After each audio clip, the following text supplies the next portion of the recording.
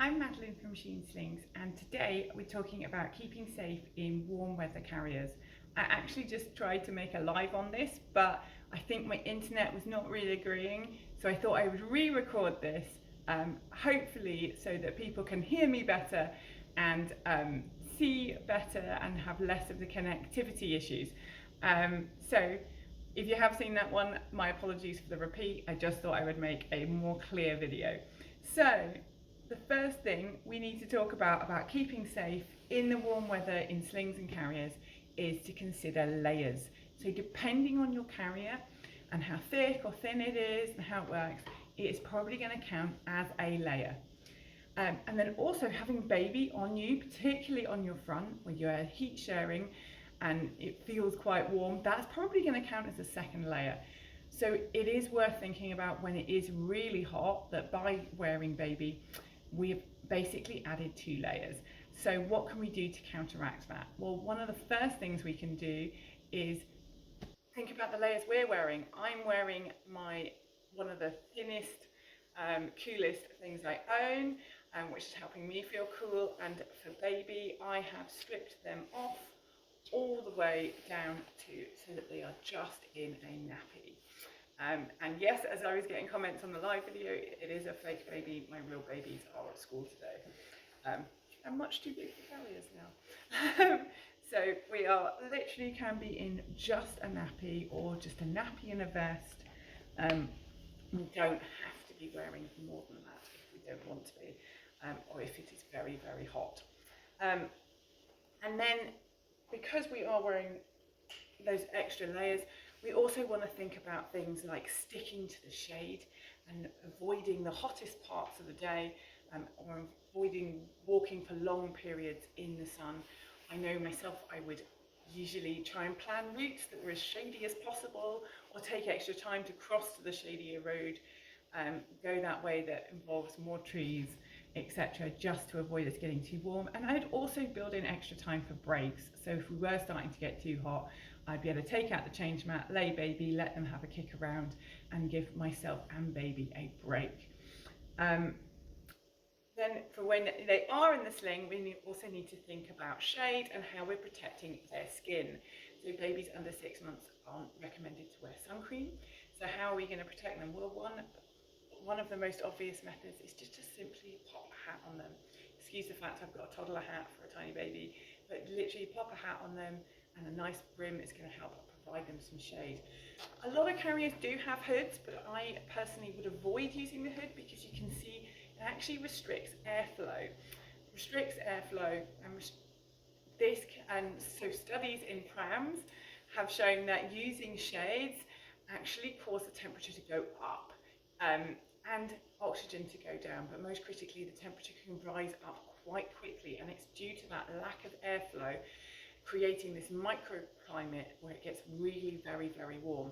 Now, while that was studies in prams and no studies have been done in carriers, it's not a massive extrapolation to assume that something similar could be happening to some degree.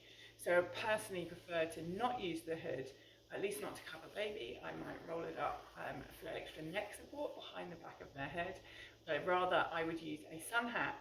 And if I'm worried about losing my sun hat, I do make things like these hat clips, so you can clip the hat onto the carrier, so if they chuck it off, you haven't lost the hat, it's easy to put back on.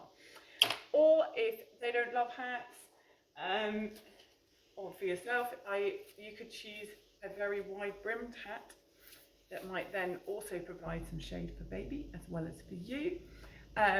And if you are using hats, we've also got to protect legs and arms. So something like tucking a muslin here and letting the muslin flow down is a really great way of protecting the legs.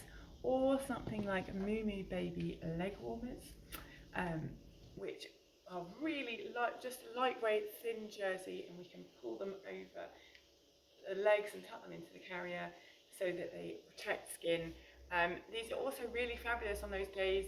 We've had a lot of them lately, those days where it can feel cold one minute, really hot another minute, because they're just really easy to whip on and off. Or another maybe better option is to bring your own shade. So something like a sun umbrella or a parasol is a really fabulous option. Because you can literally bring your own shade and then not worry about baby burning because you are all covered by that umbrella. So what else can we do? A really obvious, going to sound obvious, but really important, is to stay hydrated. Make sure you are drinking water, and that you're offering water or breast milk or formula or whatever is age appropriate to your baby. They are going to need to feed and drink more regularly than normal. So don't be surprised if they're requesting a lot more feeds and you're needing to take a lot more breaks and offer the breast or offer a bottle much more frequently. And for you, then it's even doubly more important to stay hydrated, because you need to be able to provide the hydration for them as well as hydrating yourself. And that hydration is also so important because we are able to temperature regulate better when we are hydrated. And there's been studies showing that, like say where baby is against us, our skin can actually get almost a degree cooler compared to other parts of our body to try and keep baby cool. And we are more able to do that when we're hydrated.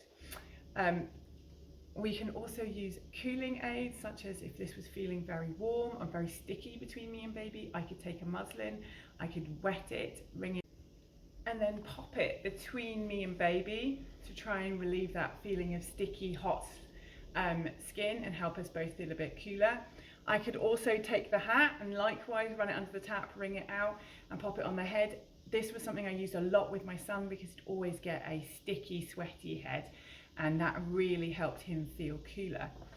And then another thing I can do is I can consider other ways to carry my baby that might feel cooler. So tummy to tummy can feel quite warm, but I could instead carry my baby on my hip, and that is going to feel a lot cooler because I don't have so much warmth right against my tummy. And likewise they're on us, they don't have so much contact with me, and so it's going to feel a great deal cooler for us. You can do this once baby has some neck support, so generally from around 3 months. Or for an older child, you could also put them on your back, and again, that is going to feel cooler for you. So please do experiment with what works. If you have any questions about any of this, please do place them in the comments below. Of course, there are some carriers that feel lighter than others. I'm demonstrating today with the Kahoo baby carrier, which is a very lightweight, really lovely option. But I would say doing these things that I've talked about makes more of a difference than having a particularly cool carrier. I would say this makes much more of a difference. So don't panic if you do. I mean, the British summer is not that long, so don't panic if you don't have the world's coolest, lightest carrier. Doing all of these things will help keep you guys safe. But if you are interested in my top picks for summer and warmer climates, I'm going to be talking about that in 2 weeks' time. Please do come and join me. All the best. Bye.